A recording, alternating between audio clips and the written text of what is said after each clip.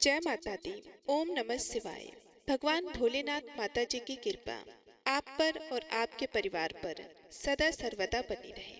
आज मैं आप सभी के लिए सोमवार के व्रत में सुनी जाने वाली बहुत ही पावन और बहुत ही फलदायी कथा लेकर आई हूँ। सोमवार का दिन शंकर भगवान को समर्पित होता है। आज के दिन भक्त भोलेनाथ को प्रसन्न करने के लिए विशेष प्रकार की पूजा अर्चना करते हैं। कुछ लोग आज के दिन व्रत भी रखते हैं ताकि शिव की विशेष कृपा प्राप्त की जा सके। बाबा भोलेनाथ के आशीर्वाद के लिए आप भी सोमवार का व्रत कर रहे हैं तो शिव व्रत कथा को पढ़ना या सुनना जरूर चाहिए। भगवान भोलेनाथ की व्रत कथा को पढ़कर या सुनकर ही आप उपवास को पूरा कर सकते हैं।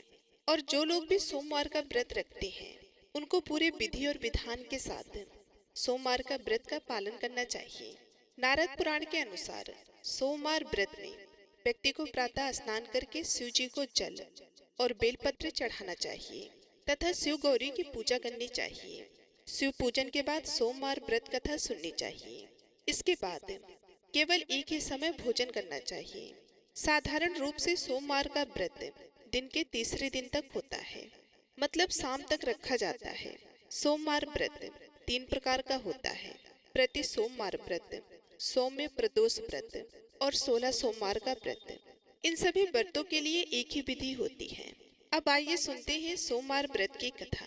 हे भोलेनाथ, हे माता पार्वती, जो भी भक्त आपकी इस कथा को सुन रहे हैं, हुंकार भर रहे हैं और कथा को कह रहे हैं, उनकी सभी मनोकामनाओं को पूर्ण करना, उनकी सभी विपत्तियों को, उनके रोग दोषों को हल लेना। अब आइए कथा का श्रवण करते हैं। एक बहुत ही धनवान साहूकार था जिसके घर धन आदि किसी भी प्रकार की कोई कमी नहीं थी, परंतु उसको एक दुख था कि उसका कोई पुत्र नहीं था। वे इसी चिंता में रात दिन रहता था। वह पुत्र की कामना के लिए प्रति सोमवार को शिव जी का व्रत और पूजन किया करता था तथा सायकाल को शिव मंदिर में जाकर शिव जी के श्री विग्रह के सामने दीपक जलाया करता था। उसके इस भक्ति भाव को देखकर एक समय श्री पार्वती जी ने शिव जी महाराज से कहा कि महाराज, ये साहूकार आपका अनन्य भक्त है और सदैव आपका व्रत एवं पूजन बड़ी श्रद्धा से करता है। इसकी मनोकामना पूर्ण करनी चाहिए। माता पार्वती की बात सुनकर शिव जी ने कहा कि हे पार्वती, यह संसार कर्म क्षेत्र है। जैसे किसान खेत में जैसा बीज बोता है वैसा ही फल काटता है, उसी तरह इस संसार में जो जैसा कर्म करता है वैसा ही वो फल भोगता है। पार्वती जी ने अत्यंत आग्रह से कहा, महाराज, जब यह आपका अनन्य भक्त है और इसको अगर किसी प्रकार का दुख है तो उसको अवश्य दूर करना चाहिए, क्योंकि आप सदैव अपने भक्तों पर दयालु होते हैं और उनके दुखों को दूर करते हैं।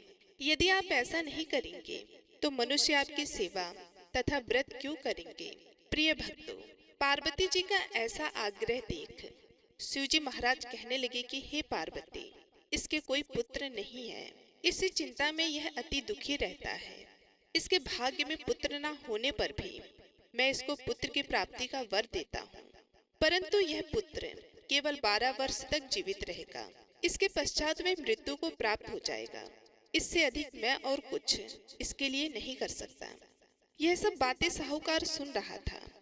इससे उसको ना तो कुछ प्रसन्नता हुई और ना ही कुछ दुख हुआ। वह पहले जैसा ही शिव जी महाराज का व्रत और पूजन करता रहा। कुछ साल व्यतीत हो जाने पर साहूकार की स्त्री गर्भवती हुई और 10वें महीने उसके गर्भ से अति सुंदर पुत्र की प्राप्ति हुई। साहूकार के घर में बहुत खुशी मनाई गई, परंतु साहूकार ने उसके केवल 12 वर्ष की आयु जान कोई अधिक प्रसन्नता प्रकट नहीं की और न ही किसी को भेद ही बताया। जब वह बालक 11 वर्ष का हो गया तो उस बालक की माता ने उसके पिता से विवाह आदि के लिए कहा, तो वे साहूकार कहने लगा कि अभी मैं इसका विवाह नहीं करूंगा, अपने पुत्र को काशी जी पढ़ने के लिए भेजूंगा। फिर साहूकार ने अपने साले को बुलाया, उसको बहुत सा धन देकर कहा, तुम इस बालक को काशी जी पढ़ने के लिए ले जाओ और रास्ते में जिस भी स्थान पर जाओ यज्ञ करते और ब्राह्मणों को भोजन कराते जाओ। प्रिय भक्तों, अब वो दोनों मामा भांजे यज्ञ करते और ब्राह्मणों को भोजन कराते जा रहे थे। रास्ते में उनको एक शहर पड़ा। उस शहर में राजा की कन्या का विवाह था और दूसरे राजा का लड़का जो विवाह करने के लिए बारात लेकर आया था, वह एक आंख से काना था। उसके पिता को इस बात की बड़ी चिंता थी कि कहीं वर को देख कन्या के माता पिता विवाह में किसी भी प्रकार की अड़चन पैदा ना करते। इस कारण जब उसने अति सुंदर सेठ के लड़के को देखा तो मन में विचार किया कि क्यों न दरवाजे के समय इस लड़के से वर का काम चलाया जाए। ऐसा विचार कर वर के पिता ने उस लड़के के मामा से बात की तो वो राजी हो गए। उस लड़के को वर के कपड़े पहनाकर तथा घोड़ी पर चढ़ाकर दरवाजे पर ले गए और सभी कार्य प्रसन्नता से पूर्ण हो गए। वर के पिता ने सोचा कि यदि विवाह कार्य भी इसी लड़के से करा लिया जाए तो इसमें क्या ही बुराई है। ऐसा विचार करके लड़के और उसके मामा से कहा, यदि आप फेरो और कन्यादान के काम को भी करा दे तो आपकी बहुत बड़ी कृपा होगी। मैं इसके बदले में आपको बहुत कुछ धन दूंगा। तो उन्होंने उसको भी स्वीकार कर लिया और विवाह कार्य भी बहुत अच्छी तरह से संपन्न हो गया। जिस समय लड़का जाने लगा तो उसने राजकुमारी की चुंदड़ी के पल्ले पर लिख दिया कि तेरा विवाह मेरे साथ हुआ है, परंतु जिस राजकुमार के साथ तुमको भेजेंगे वह एक आंख से काना है और मैं काशी जी पढ़ने जा रहा हूँ।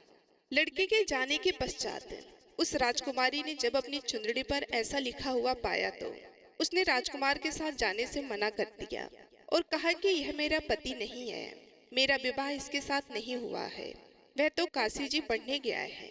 राजकुमारी के माता पिता ने अपनी कन्या को विदा नहीं किया और बारात वापस चली गई। उधर सेठ का लड़का और उसका मामा काशी जी पहुंच गए। वहां जाकर उन्होंने यज्ञ करना और लड़के ने पढ़ना शुरू कर दिया। जब लड़के की आयु 12 साल की हो गई, उस दिन उन्होंने यज्ञ रखा था कि लड़के ने अपने मामा से कहा, मामा जी आज मेरी तबीयत कुछ ठीक नहीं है। मामा ने कहा, अंदर जाकर सो जाओ। लड़का अंदर जाकर सो गया और थोड़ी देर में उसके प्राण निकल गए। उसके मामा ने आकर देखा कि वह मुर्दा पड़ा है। यह देख उसको बड़ा दुख हुआ और उसने सोचा कि यदि मैं अभी रोना पीटना मचा दूंगा तो यज्ञ का कार्य अधूरा रह जाएगा। अंततः उसने जल्दी से यज्ञ का कार्य समाप्त कर ब्राह्मणों के जाने के बाद रोना पीटना आरंभ कर दिया। संयोगवश उसी समय शिव जी और माता पार्वती जी उधर से जा रहे थे। जब उन्होंने जोर जोर से रोने की आवाज सुनी तो पार्वती जी कहने लगी कि महाराज कोई दुखिया रो रहा है, इसके कष्ट को दूर कीजिए। जब भगवान भोलेनाथ और पार्वती जी ने पास जाकर देखा तो वहां पर एक लड़का मुर्दा पड़ा था। पार्वती जी कहने लगी कि महाराज यह तो उसी सेठ का लड़का है जो आपके वरदान से हुआ था। शिव जी कहने लगी कि हे पार्वती इसकी आयु इतनी ही थी सो भोग चुका। तब पार्वती जी ने कहा कि महाराज इस बालक को और आयु दो, नहीं तो इसके माता पिता तड़प तड़प कर मर जाएंगे। पार्वती जी के बार बार आग्रह करने पर शिव जी ने उसको जीवन वरदान दिया और शिव जी महाराज की कृपा से लड़का जीवित हो गया। शिव पार्वती कैलाश पर्वत पर चले गए। तब वह लड़का और मामा उसी प्रकार यज्ञ करते तथा ब्राह्मणों को भोजन कराते अपने घर की ओर चल पड़े। रास्ते में उसी शहर आए जहाँ उसका विवाह हुआ था। वहां पर आकर उन्होंने यज्ञ प्रारंभ कर दिया तो उस लड़के के ससुर ने उसको पहचान लिया और अपने महल में ले जाकर उसकी बड़ी खातिर की। साथ ही बहुत दास दासियों सहित आदर पूर्वक लड़की और जमाई को विदा किया। जब वह अपने शहर के निकट आए तो मामा ने कहा कि मैं पहले तुम्हारे घर जाकर खबर कर कर आता हूँ। जब उस लड़के का मामा घर पहुंचा तो लड़के के माता पिता घर की छत पर बैठे थे और यह प्रण कर रखा था कि यदि हमारा पुत्र सकुशल लौट आया तो हम राजी खुशी से नीचे आ जाएंगे, नहीं तो छत से गिरकर अपने प्राण खो देंगे। इतने में उस लड़के के मामा ने आकर यह समाचार दिया कि आपका पुत्र आ गया है, पर उनको विश्वास नहीं हुआ। तब उसके मामा ने शपथ पूर्वक कहा कि आपका पुत्र अपनी स्त्री के साथ बहुत सारा धन साथ लेकर आया है। तो सेठ जी ने आनंद पूर्वक उसका स्वागत किया और बड़ी खुशी के साथ रहने लगे। इस प्रकार से जो कोई भी सोमवार के व्रत को धारण करता है अथवा इस कथा को पढ़ता या सुनता है उसकी समस्त मनोकामनाएं पूर्ण होती हैं। तो एक बार प्रेम से बोलिए, भगवान भोलेनाथ की जय, माता पार्वती की जय। अब आइए सुनते हैं सौम्य प्रदोष व्रत की कथा। पूर्व काल में एक ब्राह्मणी अपने पति की मृत्यु के पश्चात निराश्रित होकर भिक्षा मांगने लग गई। वे प्रातः होते ही अपने पुत्र को साथ लेकर बाहर निकल जाती और संध्या होने पर घर वापस लौटती। एक समय उसको विंध्यर्व देश का राजकुमार मिला, जिसके पिता को शत्रुओं ने मारकर राज्य से बाहर निकाल दिया था। इस कारण वह मारा मारा फिरता था। ब्राह्मणी उसे अपने घर ले गई और उसका पालन पोषण करने लगी। एक दिन उन दोनों बालकों ने वन में खेलते खेलते गंधर्व कन्याओं को देखा। ब्राह्मण का बालक तो अपने घर आ गया, परंतु राजकुमार साथ नहीं आया, क्योंकि वह अंशुमति नाम की गंधर्व कन्या से बातें करने लगा था। दूसरे दिन वह फिर अपने घर से आया। वहां पर अंशुमति अपने माता पिता के साथ बैठी थी। उधर ब्राह्मणी ऋषियों की आज्ञा से प्रदोष का व्रत करती थी। कुछ दिन पश्चात अंशुमति के माता पिता ने राजकुमार से कहा कि तुम विंध्यर्व देश के राजकुमार धर्मगुप्त हो। हम श्री शंकर जी की आज्ञा से अपनी पुत्री अंशुमति का विवाह तुम्हारे साथ कर देते हैं। राजकुमार का विवाह अंशुमति के साथ हो गया। बाद में राजकुमार ने गंधर्वराज की सेना की सहायता से विंध्यर्व देश पर अधिकार कर लिया और ब्राह्मण के पुत्र को अपना मंत्री बना लिया। यथार्थ में यह सब उस ब्राह्मणी के प्रदोष व्रत करने का फल था। बस उसी समय से यह व्रत संसार में प्रतिष्ठित हुआ। तो एक बार प्रेम से बोलिए, भगवान भोलेनाथ की जय, माता पार्वती की जय। तो आज मैं आप सभी लोगों को सुना रही हूँ भगवान शिव और माता पार्वती की बड़ी ही दुर्लभ कथा। बहुत समय पहले वास्कल नामक गांव में बिंदु नामक एक ब्राह्मण रहता था। वह अधर्मी, दुरात्मा और महापापी था। उसकी स्त्री बहुत सुंदर थी। उसका नाम चंचला था। वह सदा उत्तम धर्म का पालन करती थी, परंतु बिंदु वैश्यागामी था। इस तरह कुकर्म करते हुए बहुत समय व्यतीत हो गया। उसकी स्त्री काम से पीड़ित होने पर भी, सदा धर्मनाश के भय से कलेश सहकर भी काफी समय तक धर्म भ्रष्ट नहीं हुई।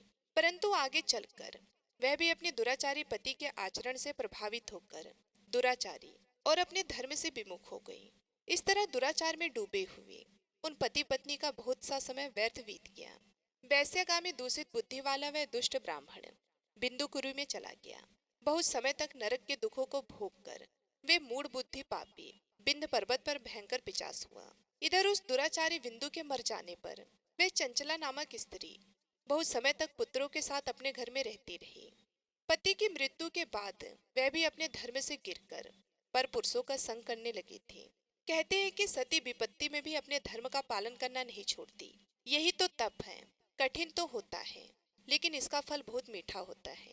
एक दिन देव योग से किसी पुण्य पर्व के आने पर वह अपने भाई बंधुओं के साथ गोकर्ण क्षेत्र में गई। उसने तीर्थ के जल में स्नान किया और बंधुजनों के साथ यहाँ वहाँ घूमने लगी। वह एक देव मंदिर में गई। वहां उसने एक ब्राह्मण के मुख से भगवान शिव की परम पवित्र एवं मंगलकारी कथा सुनी। ब्राह्मण कह रहे थे कि जो स्त्रियां वह विचार करती हैं, वे मरने के बाद जब यमलोक जाती हैं, तब यमराज के दूत उन्हें तरह तरह की यातनाएं देते हैं। वे उसके कामागर को तप्त लौह के डंडों से दागते हैं। तप्त लौह के डंडों से उसका संसर्ग कराते हैं। ये सारे दंड इतनी वेदना देने वाली होती है कि जीव पुकार पुकार कर कहता है कि अब वह ऐसा नहीं करेगा। लेकिन यमदूत उसे छोड़ते नहीं हैं। कर्मों का फल तो सभी को भोगना पड़ता है। देव, ऋषि, मनुष्य सभी इससे बंधे हुए हैं। ब्राह्मण के मुख से यह वैराग्य बढ़ाने वाली कथा को सुनकर चंचला भय से व्याकुल हो गई। कथा समाप्त होने पर सभी लोग वहां से चले गए। तब कथा बांसने वाले ब्राह्मण देवता से चंचला ने कहा कि हे ब्राह्मण, धर्म को न जानने के कारण मेरे द्वारा बहुत बड़ा दुराचार हुआ है।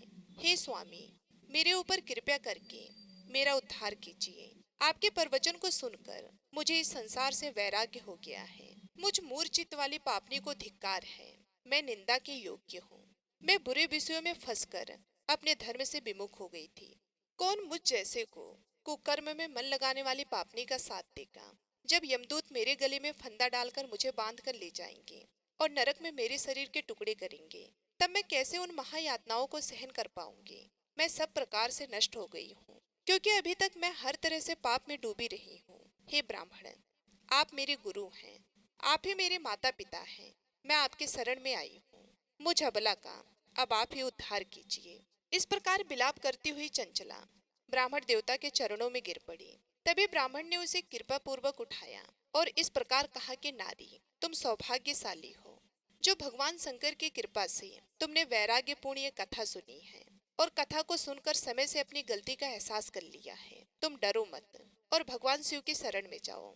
उनके परम कृपा से तुम्हारे सभी पाप नष्ट हो जाएंगे। मैं तुम्हें भगवान शिव की कथा सहित वह मार्ग बताऊंगा जिसके द्वारा तुम्हें सुख देने वाली उत्तम गति प्राप्त होगी। शिव कथा सुनने से तुम्हारी बुद्धि शुद्ध हो गई है और तुम्हें पश्चाताप हुआ है तथा मन में वैराग्य उत्पन्न हुआ है। पश्चाताप ही पाप करने वाले पापियों के लिए सबसे बड़ा प्रायश्चित है। जो मनुष्य अपने कर्मों के लिए प्रायश्चित नहीं करता वह उत्तम गति प्राप्त नहीं करता, परंतु जिसे अपने कुकृत्य पर हार्दिक पश्चाताप होता है वह अवश्य ही उत्तम गति का भागीदार होता है, इसमें कोई शक नहीं है। शुद्ध चित्त में ही भगवान शिव और माता पार्वती का वास होता है। वे शुद्ध आत्मा पुरुष सदा शिव के पद को प्राप्त होता है।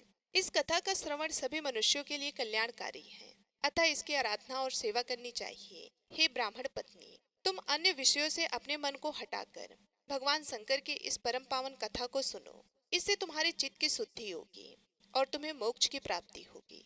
जो मनुष्य निर्मल हृदय से भगवान शिव के चरणों का चिंतन करता है उसकी एक ही जन्म में मुक्ति हो जाती है। ये कहकर वे ब्राह्मण चुप हो गए। उनका हृदय करुणा से भर गया।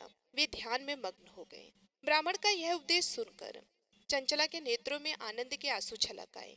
वे हर्ष भरे हृदय से ब्राह्मण देवता के चरणों में गिर गई और हाथ जोड़कर बोली कि मैं कृतार्थ हो गई। हे ब्राह्मण शिव, भक्तों में श्रेष्ठ स्वामी, आप धन्य हैं। आप परमार्थदर्शी हैं और सदा परोपकार में लगे रहते हैं। हे साधु, मैं नरक के समुद्र में गिर रही हूँ, कृपया करके मेरा उद्धार कीजिए। जिस पौराणिक और अमृत के समान कथा की बात आपने की है उसे सुनकर ही मेरे मन में वैराग्य उत्पन्न हुआ है। उस अमृतमय कथा को सुनने के लिए मेरे मन में बड़ी श्रद्धा हो रही है। कृपया आप मुझे उसे सुनाइए। कथा सुनने की इच्छा मन में लिए हुए चंचला उन ब्राह्मण देवता की सेवा में वहीं रहने लगी। उस गोकर्ण नामक महाक्षेत्र में उन ब्राह्मण देवता के मुख से चंचला भगवान शिव की भक्ति, ज्ञान और वैराग्य बढ़ाने वाली और मुक्ति देने वाली परम उत्तम कथा को सुनकर कृतार्थ हुई। उसका चित्त शुद्ध हो गया। वे अपने हृदय में शिव के सगुण रूप का चिंतन करने लगे। वे सदैव शिव सच्चिदानंदमय स्वरूप का स्मरण करती थी। इसके बाद वह अपना समय पूर्ण होने पर चंचला ने बिना किसी कष्ट के अपना शरीर त्याग दिया। उसे लेने के लिए एक दिव्य विमान वहां पहुंचा। यह विमान शोभा साधनों से सजा था और शिवगणों से सुशोभित था। चंचला विमान से शिवपुरी पहुंची। उसके सारे पाप धुल गए। वह दिव्य रूप धारणी दिव्यांगना हो गई थी। वे गौरांग देवी मस्तक पर अर्धचंद्र का मुकुट और अन्य दिव्य आभूषण पहने शिवपुरी में पहुंची। वहां उसने सनातन देवता त्रिनेत्रधारी महादेव शिव को देखा। सभी देवता उनकी सेवा में भक्ति भाव से उपस्थित थे। उनके अंग की कांति करोड़ों सूर्य के समान प्रकाशित हो रही थी। 5 मुख और हर मुख में 3-3 नेत्र थे। मस्तक पर अर्धचंद्र आकार मुकुट शोभायमान हो रहा था। कंठ में नील चिन्ह। उनके साथ में देवी गौरी विराजमान थी जो विद्य युक्त पुंज के समान प्रकाशित हो रही थी। महादेव जी की कांति कपूर के समान गौर थी। उनके शरीर पर श्वेत वस्त्र थे तथा शरीर श्वेत भस्म से युक्त था। इस प्रकार भगवान शिव के परम उज्जवल रूप के दर्शन कर चंचला बहुत प्रसन्न हुई। उसने भगवान को बारंबार प्रणाम किया और हाथ जोड़कर प्रेम, आनंद और संतोष से युक्त होकर विनीत भाव से खड़ी हो गई। उसके नेत्रों से आनंद के आंसुओं की धारा बहने लगी। भगवान शंकर और भगवती गौरी उमा ने करुणा के साथ सौम्य दृष्टि से देखकर चंचला को अपने पास बुलाया। उमा ने उसे प्रेम पूर्वक अपनी सखी बना लिया। चंचला सुख पूर्वक भगवान शिव के धाम में उमा देवी की सखी के रूप में निवास करने लगी। एक दिन चंचला आनंद में मग्न उमा देवी के पास गई और दोनों हाथ जोड़कर उनकी इस स्तुति को करने लगी। हे गिरिराज नंदिनी, हे अस्कंद माता, हे उमा माता, आप सभी मनुष्यों एवं देवताओं द्वारा पूजित तथा समस्त सुखों को देने वाली हैं। आप शंभु प्रिया हैं। आप ही सगुणा और निगुणा हैं। हे सच्चिदानंद स्वरूपा, आप ही प्रकृति की पोशाक है। हे माता, आप ही संसार के सृष्टि, पालन और संहार करने वाली हैं। इस प्रकार सद्गति प्राप्त चंचला देवी की स्तुति कर शांत हो गई। उसकी आंखों में प्रेम के आंसू उमड़ आए।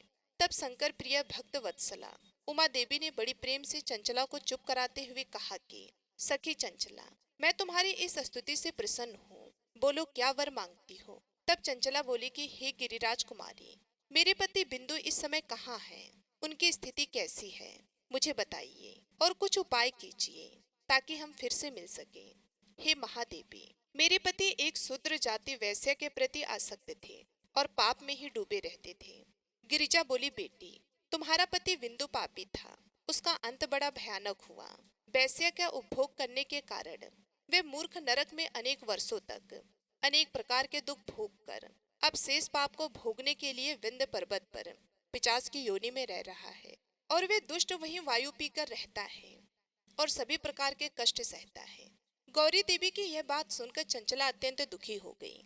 फिर मन को किसी तरह स्थिर करती हुई दुखी हृदय से माँ गौरी से उसने एक बार फिर पूछा कि हे महादेवी, मुझ पर कृपा कीजिए और मेरे पापी पति का अब उद्धार कीजिए। कृपया करके मुझे वह उपाय बताइए जिससे मेरे पति को उत्तम गति प्राप्त हो सके। गौरी देवी ने कहा, यदि ये तुम्हारा पति भगवान शिव की पुण्यमय उत्तम कथा को सुने तो वे इस दुर्गति को पार करके उत्तम गति का भागी हो सकता है। अमृत के समान मधुर गौरी देवी के यह वचन सुनकर चंचला ने दोनों हाथ जोड़कर मस्तक झुकाकर उन्हें बार बार प्रणाम किया और प्रार्थना की कि मेरे पति को भगवान शिव की कथा सुनाने की व्यवस्था कीजिए। ब्राह्मण पत्नी चंचला के बार बार प्रार्थना करने पर शिवप्रिया गौरी देवी ने भगवान शिव की महिमा का गान करने वाले गंधर्वराज तुमरो को बुलाकर कहा कि तुमरो, तुम्हारी भगवान शिव में प्रीति है। तुम मेरे मन की सभी बातें जानकर मेरे कार्यों को सिद्ध करते हो, तो मेरे इस सखी के साथ बिंद पर्वत पर जाओ। वहाँ एक महाघोर और भयंकर पिशाच रहता है। पूर्व जन्म में वह पिशाच बिंदुकुरी हो गया था। वे स्नान संध्या आदि नित्य कर्म छोड़कर अपवित्र रहने लगा। क्रोध के कारण उसकी बुद्धि भ्रष्ट हो गई थी।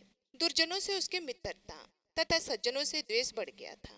वे अस्त्र शस्त्र से हिंसा करता, लोगों को सताता और उनके घरों में आग लगा देता था। चंडाल से दोस्ती करता और वे रोज वैश्या के पास जाता था। पत्नी को त्याग कर दुष्ट लोगों से दोस्ती कर उन्हीं के संपर्क में रहता था। वह मृत्यु तक दुराचार में फंसा रहा। मृत्यु के बाद उसे पापियों के भोग स्थान यमपुरी में ले गए। वहाँ घोर नरकों को सहकर वे इस समय वह बिंद पर्वत पर पिशाच बनकर रह रहा है और अपने पापों का फल भोग रहा है। तुम उसके सामने परम पुण्यमयी पापों का नाश करने वाली भगवान शिव की दिव्य कथा का प्रवचन करो। इस कथा के सुनने से उसका हृदय सभी पापों से मुक्त होकर शुद्ध हो जाएगा और वे प्रेत योनि से मुक्त हो जाएगा। दुर्गति मुक्त होने पर उस बिंदुकुरी की सराहना करते हुए चंचला को साथ लेकर विमान से पिशाच के निवास स्थान पर बिंद पर्वत पर गया। वहां पहुंचकर उसने विशाल आकृति वाले पिशाच को देखा। उसका शरीर विशाल था, उसकी ठोड़ी बड़ी थी। वे कभी हंसता, कभी रोता, कभी उछलता था। महाबली तुमरो ने बिंदुकुरी के लिए मंडप की रचना की। शीघ्र ही इस बात का पता लोगों को चल गया कि एक पिशाच के उद्धार हेतु देवी पार्वती की आज्ञा से तुमरो भगवान शिव की कथा सुनाने विंध्य पर्वत पर आया है। उस कथा को सुनने के लोभ से बहुत से देव ऋषि वहां पहुंच गए। सभी को आदर पूर्वक स्थान दिया गया। पिशाच बिंदु को पासों में बांधकर आसन पर बिठाया गया और तब तुमरो ने परम भगवान शिव की अमृत कथा का गान शुरू किया, जिससे सभी श्रोता कृतार्थ हो गए। परम पुण्यमय कथा को सुनकर पिशाच सभी पापों से मुक्त हो गया और उसने पिशाच शरीर का त्याग कर दिया। शीघ्र ही उसका रूप दिव्य हो गया। उसका शरीर गौण वर्ण का हो गया। शरीर पर श्वेत वस्त्र एवं पुष्पों के आभूषण आ गए। इस प्रकार दिव्य देहधारी होकर बिंदु अपनी पत्नी चंचला के साथ स्वयं भी भगवान शिव का गुणगान करने लगा। उसे दिव्य रूप में देखकर सभी को बहुत आश्चर्य हुआ। उसका मन परम आनंद से परिपूर्ण हो गया। सभी भगवान महेश्वर के अद्भुत चरित्र को सुनकर कृतार्थ होकर उनका यशोगान करते हुए अपने अपने धाम को चले गए। बिंदु अपनी पत्नी चंचला के साथ विमान में बैठकर शिवपुरी की ओर चल दिया। महेश्वर के गुणों का गान करता हुआ बिंदु अपनी पत्नी चंचला और तुमरो के साथ शीघ्र ही शिव धाम पहुंच गया। भगवान शिव देवी पार्वती ने उसे अपना पार्षद बना लिया। दोनों पति पत्नी सुखपूर्वक भगवान महेश्वर एवं देवी गौरी के श्री चरणों में अविचल निवास पाकर धन्य हो गए। बोलिए उमा महेश्वर भगवान की जय। अब सुनिए भगवान शंकर की दूसरी कथा। एक नौजवान साहूकार था, जिसके घर किसी प्रकार की कोई कमी नहीं थी, परंतु उसको एक दुख था, उसका कोई पुत्र नहीं था। वे इसी चिंता में दिन और रात रहता था और वे पुत्र की कामना से हर सोमवार को शिव जी का व्रत और पूजन किया करता था। सायकाल को मंदिर में जाकर शिव जी का दीपक जलाता था। उसके भक्ति भाव को देखकर एक समय श्री श्री पार्वती जी ने भगवान शिव जी महाराज जी से कहा कि वे साहूकार आपका अनंत भक्त हैं और सदैव आपका व्रत और पूजन बड़ी श्रद्धा से करता है। इसकी मनोकामना आप पूर्ण कीजिए। तब भगवान शिव ने कहा कि हे पार्वती, यह संसार कर्म क्षेत्र है। जैसा किसान खेत में बीज बोता है वैसा ही फल काटता है। उसी तरह से इस संसार में जैसा कर्म करते हैं वैसा ही फल मिलता है। तब माता पार्वती ने अत्यंत आग्रह से कहा कि महाराज, जब यह आपका भक्त है और इसे किसी प्रकार का दुख है तो उसको आपको अवश्य ही दूर करना चाहिए, क्योंकि आप सदैव अपने भक्तों पर दयालु हैं और उनके दुखों को दूर करते हैं। और यदि आप ऐसा नहीं करेंगे तो मनुष्य आपकी सेवा व्रत क्यों करेंगे। माता पार्वती जी के आग्रह को देखकर भगवान भोलेनाथ कहने लगे कि हे पार्वती, इसके कोई पुत्र नहीं है, इसी चिंता से यह दुखी रहता है। इसके भाग्य में पुत्र न होने पर भी इसके पुत्र की प्राप्ति का मैं वर देता हूँ, परंतु वह पुत्र केवल 12 वर्ष तक जीवित रहेगा। इसके पश्चात वह मृत्यु को प्राप्त हो जाएगा। इससे अधिक मैं और कुछ इसके लिए नहीं कर सकता हूँ। यह सब बातें वह साहूकार सुन रहा था। इससे उसको ना तो कुछ प्रसन्नता हुई और ना ही उसे कुछ कष्ट हुआ। वह पहले जैसे ही भगवान शिव का व्रत और पूजन करता रहा। कुछ समय व्यतीत हो जाने पर साहूकार की स्त्री गर्भवती हुई और उसे 10वें महीने में गर्भ से अति सुंदर पुत्र की प्राप्ति हुई। साहूकार के घर में बहुत खुशियां मनाई गईं, परंतु साहूकार ने उसकी केवल 12 वर्ष की आयु जानकर कोई अधिक प्रसन्नता प्रकट नहीं की और ना ही किसी को यह भेद बताया। जब वह 11 वर्ष का हो गया तो उस बालक की माता ने उसके पिता से विवाह आदि के लिए कहा, परंतु साहूकार कहने लगा, मैं अभी इसका विवाह नहीं करूंगा और पढ़ने के लिए इसे भेजूंगा। फिर साहूकार ने अपने साले अर्थात उस बालक के मामा को बुलाकर उसको बहुत सा धन देकर कहा, तुम इस बालक को काशी में पढ़ने के लिए ले जाओ और रास्ते में जिस भी स्थान पर जाओ वहाँ यज्ञ करना और ब्राह्मणों को भोजन कराते जाना। वे दोनों मामा और भांजे सब जगह यज्ञ करते और ब्राह्मणों को भोजन कराते जा रहे थे। रास्ते में उनको एक शहर मिला। उस शहर के राजा की कन्या का विवाह था और दूसरे राजा का लड़का जो विवाह कराने के लिए बारात लेकर आया था वह एक आंख से काना था। उसके पिता को इस बात की बड़ी चिंता थी कि कहीं वर को देखकर कन्या के माता पिता विवाह में किसी प्रकार की अड़चन पैदा ना करते। इस कारण जब उसने अति सुंदर सेठ के लड़के को देखा तो उसने मन में विचार किया कि क्यों ना दरवाजे के समय इस लड़के से वर का काम चलाया जाए।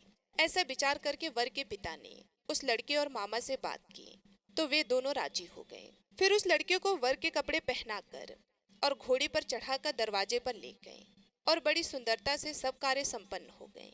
वर के पिता ने सोचा, यदि विवाह कार्य भी इसी लड़के से करा दिया जाए तो इसमें क्या बुराई है। ऐसा विचार करके लड़का और उसके मामा से कहा, यदि आप फेरों और कन्यादान का काम भी करा दे तो आपकी बड़ी कृपा होगी और हम इसके बदले बहुत सा धन देंगे। उन्होंने भी स्वीकार कर लिया और विवाह कार्य भी बहुत कुछ अच्छी तरह से हो गया।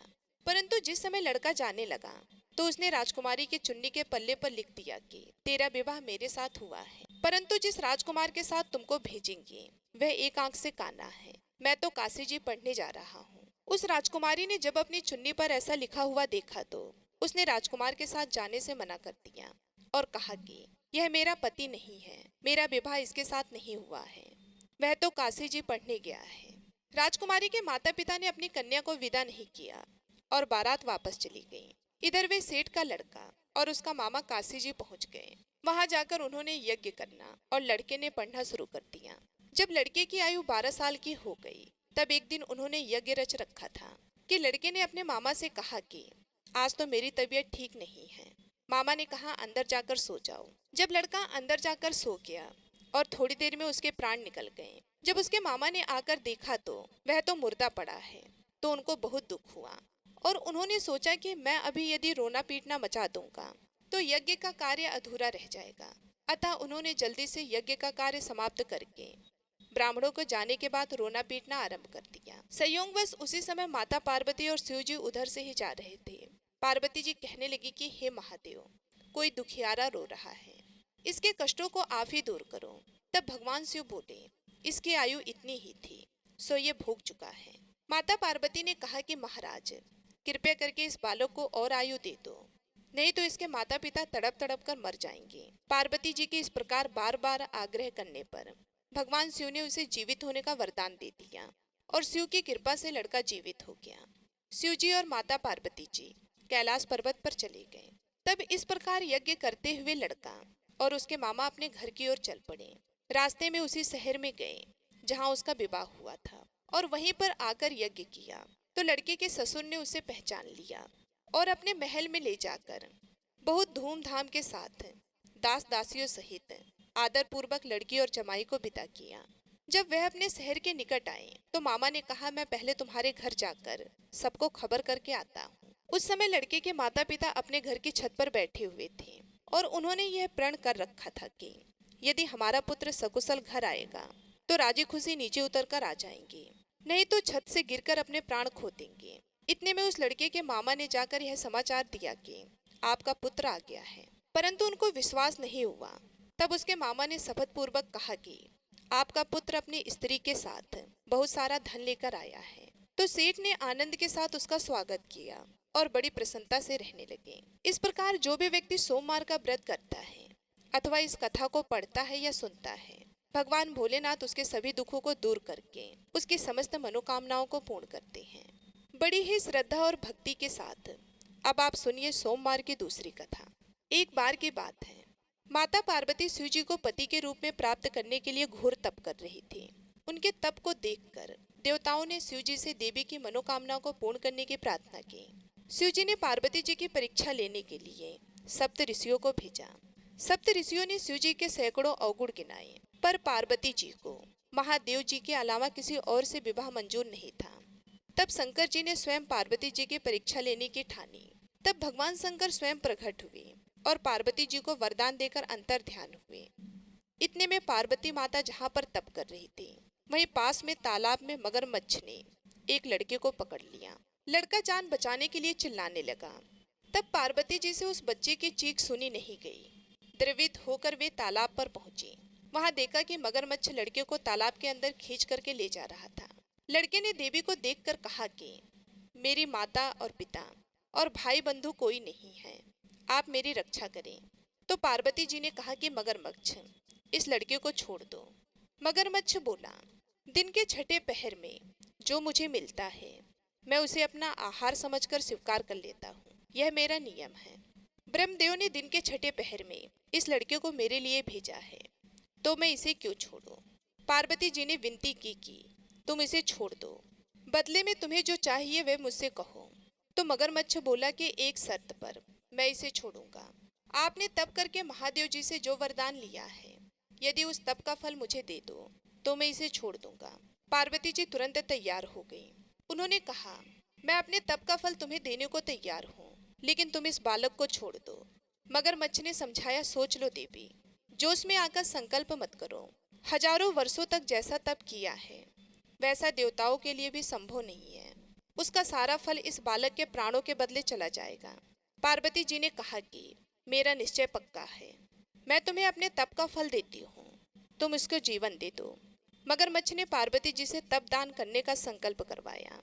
तप का दान होते ही मगरमच्छ का देह तेजी से चमकने लगा और वह बोला कि हे पार्वती, यह देखो, तप के प्रभाव से मैं तेजस्वी बन गया हूँ। तुमने जीवन भर की पूंजी एक बच्चे के लिए व्यर्थ कर दी है।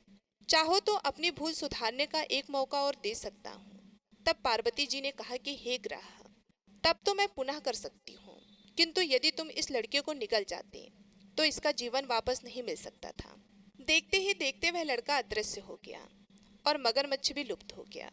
पार्वती जी ने विचार किया, मैंने तप तो दान कर दिया है, अब पुनः से तप आरंभ करूंगी। पार्वती जी ने फिर से तप करने का संकल्प किया। भगवान सदाशिव फिर से प्रकट होकर बोले कि हे पार्वती, भला अब तप क्यों कर रही हो? तब पार्वती जी ने कहा कि प्रभु, मैंने अपने तप का फल दान कर दिया है। आपको पति रूप में पाने के संकल्प के लिए मैं फिर से वैसा ही घोर तप करके आपको प्रसन्न करूंगी। तो महादेव जी बोले, मगरमच्छ और लड़के दोनों रूपों में मैं ही था। तुम्हारा चित्त प्राणी मात्र में अपने सुख दुख का अनुभव करता है या नहीं, इसकी परीक्षा लेने के लिए मैंने यह लीला रची थी।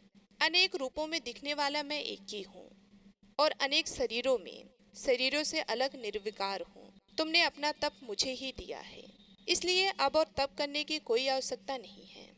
देवी ने महादेव जी को प्रणाम कर प्रसन्न मन से विदा किया। प्रेम से बोलिए भगवान शंकर और माता पार्वती की जय। अब आप सुनिए तीसरी कथा।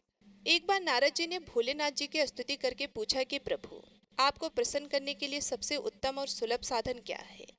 हे त्रिलोकीनाथ, आप तो निर्विकार और निष्काम हैं, आप सहज ही प्रसन्न हो जाती हैं। फिर भी मेरी जानने की इच्छा है कि आपको क्या प्रिय है। तब भी मेरी जानने की इच्छा है कि आपको क्या प्रिय है। तब शिव जी बोले, नारद जी, वैसे तो मुझे भक्त के भाव सबसे प्रिय हैं, फिर भी आपने पूछा है तो मैं आपको बताता हूँ। मुझे जल के साथ साथ बिल्व पत्र बहुत प्रिय हैं। जो अखंड बिल्व पत्र मुझे श्रद्धा से अर्पित करती हैं, मैं उन्हें अपने लोक में स्थान देता हूँ। नारद जी भगवान शंकर और माता पार्वती की वंदना करके अपने लोक को चले गए। उनके जाने के पश्चात पार्वती जी ने शिव जी से पूछा कि हे प्रभु, मेरी यह जानने की बड़ी तीव्र इच्छा हो रही है कि आपको बेलपत्र इतने क्यों प्रिय हैं। कृपया करके मेरी जिज्ञासा को शांत कीजिए। तब शिव जी बोले कि हे शिवे, बिल्व के पत्ते मेरी जटा के समान हैं। उसका त्रिपत्र यानी 3 पत्ते ऋग्वेद, यजुर्वेद और सामवेद हैं। शाखाएं समस्त शास्त्रों का स्वरूप है। बिल्व वृक्ष को आप पृथ्वी का कल्प वृक्ष समझें, जो ब्रह्मा, विष्णु और शिव स्वरूप हैं। हे पार्वती, स्वयं महालक्ष्मी जी ने शैल पर्वत पर बिल्व वृक्ष के रूप में जन्म लिया था। इस कारण भी बेल का वृक्ष मेरे लिए अति प्रिय है। महालक्ष्मी जी ने बिल्व का रूप धरा, यह सुनकर पार्वती जी कौतूहल में पड़ गईं। और पार्वती जी कौतूहल से उपजी जिज्ञासा को रोक नहीं पाई। उन्होंने पूछा, देवी लक्ष्मी ने आखिर बिल्व वृक्ष का रूप क्यों लिया? आप ये कथा विस्तार से कहें। तब भोलेनाथ ने देवी पार्वती जी को कथा सुनाना आरंभ किया और कहा कि हे देवी, सतयुग में ज्योति रूप में मेरे अंश का रामेश्वर लिंग था। ब्रह्मा आदि देवों ने उसका विधिवत पूजन अर्चन किया था। इसका परिणाम ये हुआ कि मेरे अनुग्रह से वाणी देवी सबको प्रिय हो गई। वे भगवान विष्णु को सत्यंत प्रिय हो गई। मेरे प्रभाव से भगवान केशव के मन में वाग देवी के लिए जितनी प्रीति उत्पन्न हुई, वह स्वयं लक्ष्मी जी को नहीं भाई। लक्ष्मी देवी का श्री हरि के प्रति मन में कुछ दुराव पैदा हो गया। वे चिंतित और रुष्ट होकर चुपचाप परम उत्तम श्री शैल पर्वत पर चली गईं। वहां उन्होंने तप करने का निश्चय किया और उत्तम स्थान का चयन करने लगे। महालक्ष्मी ने उत्तम स्थान का निश्चय कर मेरे लिंग विग्रह की उग्र तपस्या प्रारंभ की। उनकी तपस्या कठोरतम होती जा रही थी। हे परमेश्वरी, कुछ समय के बाद महालक्ष्मी जी ने मेरे लिंग विग्रह से थोड़ी ही देर में एक वृक्ष का रूप धारण कर लिया। अपने पत्तों और पुष्प द्वारा निरंतर मेरा पूजन करने लगे। इस तरह महालक्ष्मी जी ने लाखों वर्षों तक घोर आराधना की। अंततः उन्हें मेरा अनुग्रह प्राप्त हुआ। मैं वहां प्रकट हुआ और देवी से इस घोर तप की आकांक्षा पूछकर वर देने को तैयार हुआ।